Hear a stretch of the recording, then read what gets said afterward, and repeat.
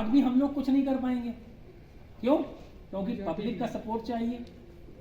अब इसको बेस कानून क्या कहता है? कानून कहता है जैसे आप टीचर्स के बीच में ये वर्कशॉप हुई, यहां हम लोग एक रजिस्टर लेकर आए हैं। इस रजिस्टर में आप लोगों को अपने अपने नाम और अपने अपने मोबाइल नंबर की एंट्री करनी है।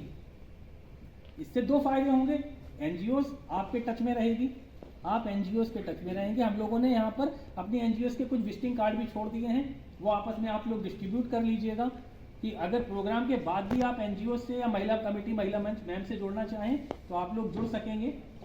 इसमें एक बनता है आपको क्या, ये इसको हम लोग क्या देंगे, ये एक प्रोग्राम एक्टिविटी है।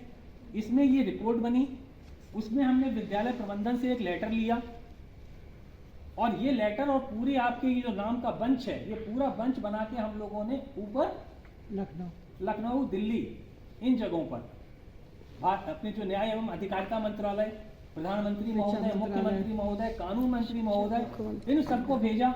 लेकिन क्या इनको भेजने से भी कुछ होगा? इनको भेजने से भी कुछ नहीं होगा, क्योंकि उसके ऊपर चाहिए एक जनप्रतिनिधि का लेटर। पॉलिटिक्स ही ने तो देश का पूरा बंटाधार किया हुआ है। तो यहाँ पर हम लोग बात करेंगे, अब वो पॉलिटिक्स कहाँ से आएगी? वो इन्वॉल्व आप लोग तो नहीं कर पाओगे, वो उनको इन्वॉल्व करेगी एनजीओ। यानी यहाँ हम लोग सांसद महोदय, विधायक जी, इनके माध्यम से उसका लेटर भी लेंगे, उनका भी लेटर लेंगे, उनको इस प्रोग्राम में कभी एक एज अ गेस्ट बुलाएंगे। उसके बाद वो लेटर बनेगा, उसमें विद्यालय प्रबंधन का लेटर, उसमें विधायक जी का लेटर, उसमें सांसद जी का लेटर और उसमें आप सभी की संयुक्त सहमति। जब इतना प्रारूप बनकर एक मुद्दा बना, तब ये बात उठेगी संसद में।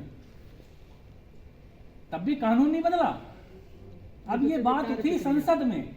संसद में हुआ प्रस्ताव, पक्ष विपक्ष की लड़ाई, और आप देखो पक्ष कुछ भी चलेगा तो विपक्ष का काम है काटना, वो एक होने नहीं देगा। यानी उससे भी अगर निकला तो यहां हम लोगों को लंबी लड़ाई लड़नी है। और लंबी लड़ाई लड़ने का उद्देश्य सिर्फ क्यों? क्योंकि हम लोगों को बच्चों का सर्वांगीण विकास करना, तो क्योंकि बच्चे आज स्कूल के हैं तो आपके घर के भी तो हैं जी सर।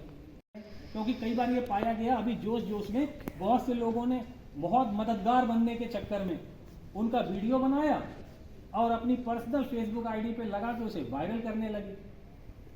केवल किसके लिए? क्या आप उसे न्याय दिलाना चाह रहे थे? नहीं, केवल लाइक्स और कमेंट्स। आजकल पूरी दुनिया चाहे खाना अंदर ना जाए, लाइक्स और कमेंट्स आने चाहिए। आज के समय में भूख भी खत्म हो जाती है। कुछ ऐसे सोशल मीडिया के ऐसे बीमार यूजर्स हैं कि यदि उनके पोस्ट पर लाइक और कमेंट आना बंद हो जाएं तो यकीन मानिए उनकी रातों की नींद उड़ गई, उनके खाना नहीं जा रहा अंदर, टेंशन में आ गए। वो कुछ लोग तो ऐसे हैं वो अपने आप में डिप्रेस हो गए या उन्होंने सुसाइड भी कर डालने की कोशिश कर डाली। क्यों? क्योंकि वो मानसिक बीमार है, उन्हें हेल्दी माइंड उनके पास इस चीज का नहीं है कि वो इस चीज को फील कर पाए कि वो सोशल मीडिया है, कल्पनाओं की दुनिया। तो इसीलिए जो ये अमिटमेंट बेसिकली आया था 2019 में सर, इसी को अभी रनिंग में लाया गया है फिर से। जो मिशन शक्ति अभियान है, बेसिकली मिशन शक्ति अभियान फेज 1 से शुरू हुआ और अपनी संस्था फेज 1 से प्रारंभिक चरण के पहले से ये कार्यक्रम लगातार यूं ही करती चल रही है। यानी गवर्नमेंट ने तो इस कार्यक्रम को 2020 में शुरू किया, नौदेवी से जो शारदीय नवरात्रि आते हैं वहां से 2020 में शुरू किया, लेकिन आदरणीय मैडम जी ने ये प्रोग्राम यहाँ पर सन 2018 में शुरू कर दिया था। और आपको जानकर खुशी होगी कि 2019 में हम आपके सीकेसी के इसी कैंपस में स्टूडेंट को गुड टच और बैड टच के बारे में सीकेसी में बता भी चुके हैं हम लोग। 2019 में जो स्टाफ होंगे वो हम लोगों को जान गए होंगे कि हम लोग 2019 में भी आपके यहाँ आए थे और 2019 में हम लोगों ने स्टूडेंट्स के लिए ये वर्कशॉप कंडक्ट की थी। उस समय तो मिशन शक्ति शुरू भी नहीं हुआ था, तो हम लोग यहाँ मिशन शक्ति को पहले से ही उसी बात को लेकर चल रहे हैं। मिशन शक्ति आया 2020 में फेज 1, पहले ये आया था कि 6-6 महीने के चरण होंगे, फिर फेज 1, फिर फेज 2, फेज 3, फेज 4, फेज 5 और करंट में फेज 5.0 चल रहा है इस समय। ये अभी चलेगा आपका शारदीय नवरात्रि तक। शारदीय नवरात्रि में इसके पॉइंट फेज में फिर से चेंज आएगा। यहाँ पर फेज में फेज 5.0 में एक विशेष प्रावधान जोड़ा गया। स्कूल कैंपस में मैनेजमेंट के पास ऊपर से एक ऑर्डर आया कि आपको पॉक्सो एक्ट की वर्कशॉप करनी है। ये ऊपर से ये पॉक्सो एक्ट में 5.0 में ये डाला गया। अभी हम लोग को आर कन्या में भी अभी हम लोगों का इसके अलावा अभी हम लोग है। आर्मी स्कूल में भी पॉक्सो एक्ट कर चुके हैं।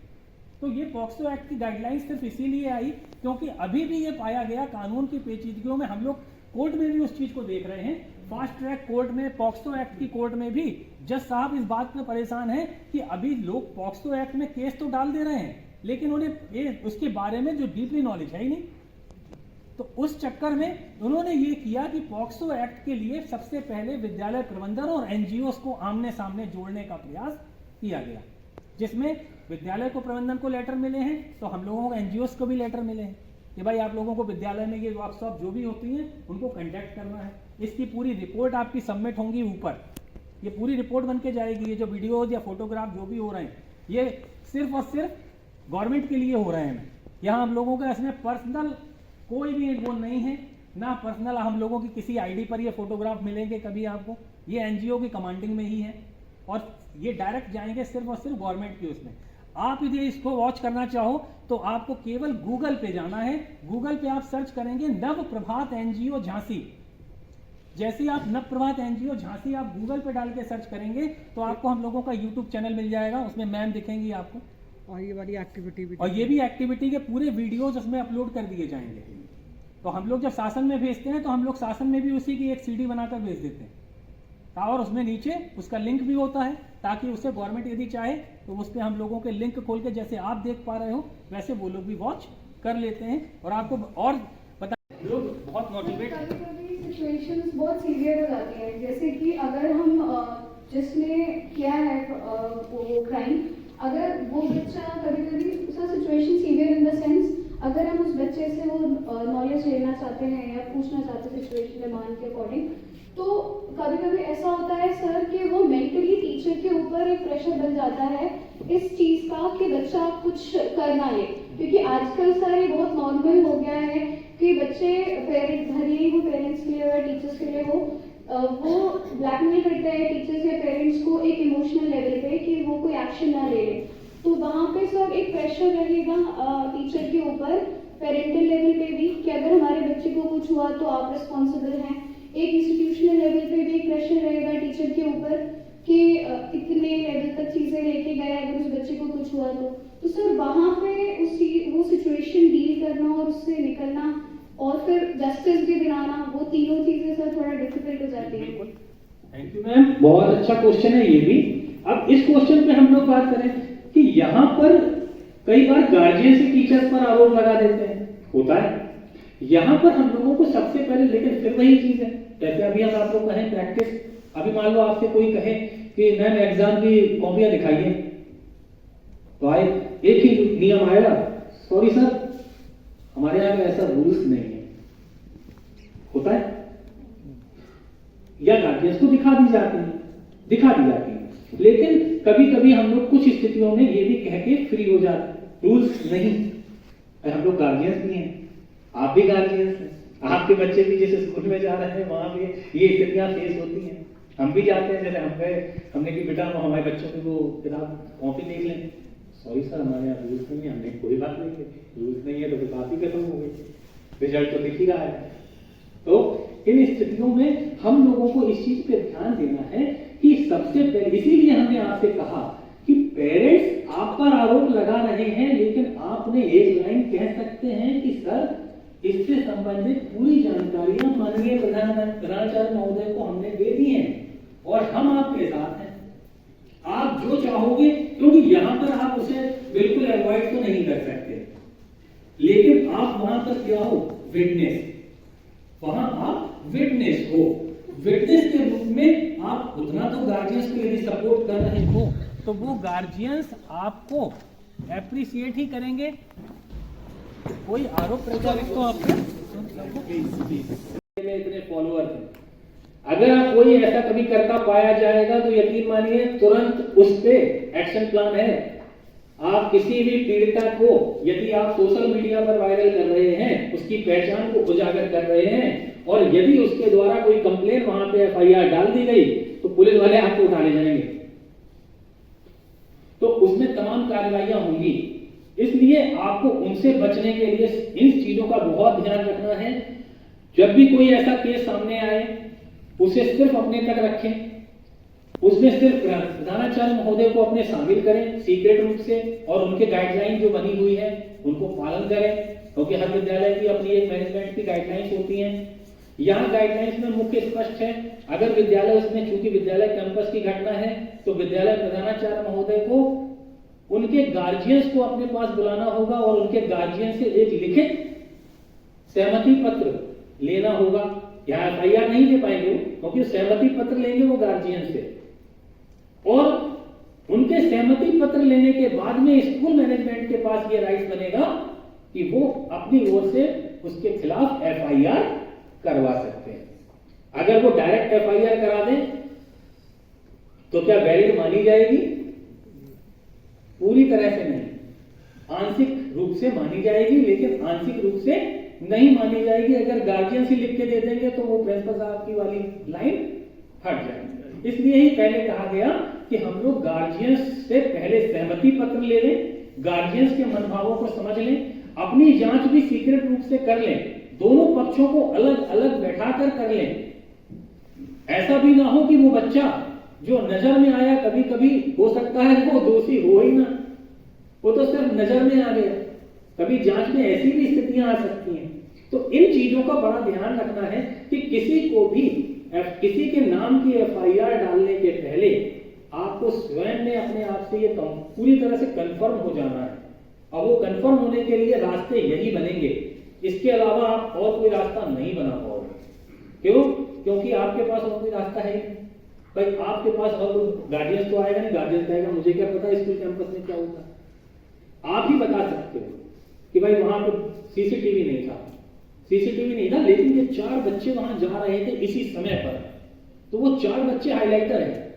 उन 4 बच्चों को आप अगर अलग अलग करके उनके बयान लोगे तो आपको कड़ियां से कड़ियां जोड़ने का एक मुद्दा मिलेगा। और कोई क्वेश्चन किसी के मन में कि समझ जाएंगे कि भाई आप कुछ ऐसी बात करना चाहते हो जो सीक्रेट है, वो आपको सपोर्ट करेंगे, आपको एक्स्ट्रा टाइम देंगे। ये यानी यहां पर आपने प्रधानाचार्य महोदय को अपने संग में शामिल किया, लेकिन बात वही है, सीक्रेट मतलब सीक्रेट। अब बात आई, जैसे अभी उन्होंने कहा कि बच्चों के माता पिता को बुलाएंगे, बच्चों के माता पिता को बुलाने के लिए भी यह ध्यान रखना है कि वहां भी आपको और पूरे मैनेजमेंट को सीक्रेसी का पालन तो करना है। यानी बच्चे से आपको एक बार भी ये नहीं कहना है कि आपके पापा मम्मी को कल लेकर आना, बच्चे से आपको एक बार भी ये नहीं कहना है कि आपको पापा मम्मी को लेकर आना है। हर गार्जियंस का मोबाइल नंबर मैनेजमेंट में है, आप उन्हें सीक्रेट रूप से टॉपिक बता सकते हैं, फोन करें, उन्हें ससम्मान बुला लें कि आपसे कुछ अर्जेंट बात करनी है। आप उन्हें फोन पे भी ना बताएं, उन्हें अर्जेंट में बुलाएं। हर गार्जियंस आ जाता है अपने बच्चे के नाम पे, उस समय आप उन्हें लेकर फिर से प्रधानाचार्य महोदय के पास अकेले में बैठा लें, वहां पर उन स्थितियों को क्लियर करें, फिर उससे गार्जियन से पूछें कि गार्जियंस चाहते क्या है। यदि गार्जियंस उस पर आगे एक्शन प्लान करना चाहेंगे तभी तो कर पाएंगे, वरना कैसे करेंगे? भाई अथॉरिटी तो चाहिए, बच्चा तो खुद एप्लीकेशन नहीं दे पाएगा, वो वैलिडिटी मानी जाएगी, उसके लिए उसका संरक्षक चाहिए। संरक्षण के लिए अब आपने कहा कि किसी के संग मिसबिहेव हो गया, मान के चले एक प्रकार से रेप हो गया, क्या करेंगे? उस समय क्या करेंगे? तो ऐसी स्थिति में अगर कोई घटना घट गई है तो यहां पर पहले शुरू के 24 घंटे बहुत महत्वपूर्ण होते हैं मेडिकल के लिए, होते हैं ना, मेडिकल कराना बहुत जरूरी है। अब मेडिकल बच्चा खुद तो जाएगा नहीं, उसके लिए तो मेडिकल कराना किसकी जिम्मेदारी बनी? क्योंकि ये घटना कहां की है? स्कूल कैंपस की, तो रिस्पॉन्सिबिलिटी किसकी? स्कूल कैंपस की। तो यहां पर मेडिकल कराने की रिस्पॉन्सिबिलिटी किसकी? स्कूल कैंपस की। लेकिन मेडिकल कहां से होगा? मेडिकल कहां कराएंगे? सरकारी हॉस्पिटल में। बजाय ताली मैम के लिए सरकारी हॉस्पिटल में। कभी भी ध्यान दें, मेडिकल कराने के लिए हमने सरकारी हॉस्पिटल क्यों चुना? क्योंकि सरकारी हॉस्पिटल में दी गई रिपोर्ट्स को कोर्ट में वैलिड माना जाता है। अगर आप किसी प्राइवेट हॉस्पिटल के डॉक्टर से यदि वो रिपोर्ट बनवा लेते हैं तो उसे कोर्ट में चैलेंज किया जा सकता है, उसे कोर्ट में चैलेंज कोई भी कर देगा। क्यों? क्योंकि प्राइवेट डॉक्टर्स आपसे एक विटामिन एम फीस की लेके आपकी मनमाफिक रिपोर्ट आपको दे सकते हैं, ये होता है। इसीलिए सरकारी डॉक्टर्स उसमें वैलिड मानते हैं। बहुत से लोग ये भी कह सकते हैं कि हाँ भाई सरकारी डॉक्टर को कुछ दे दिया गया, तो ये भी हो सकता है। लेकिन अब यहां पर कानूनी की वो पेचीदगी है कि उसे मानना पड़ेगा।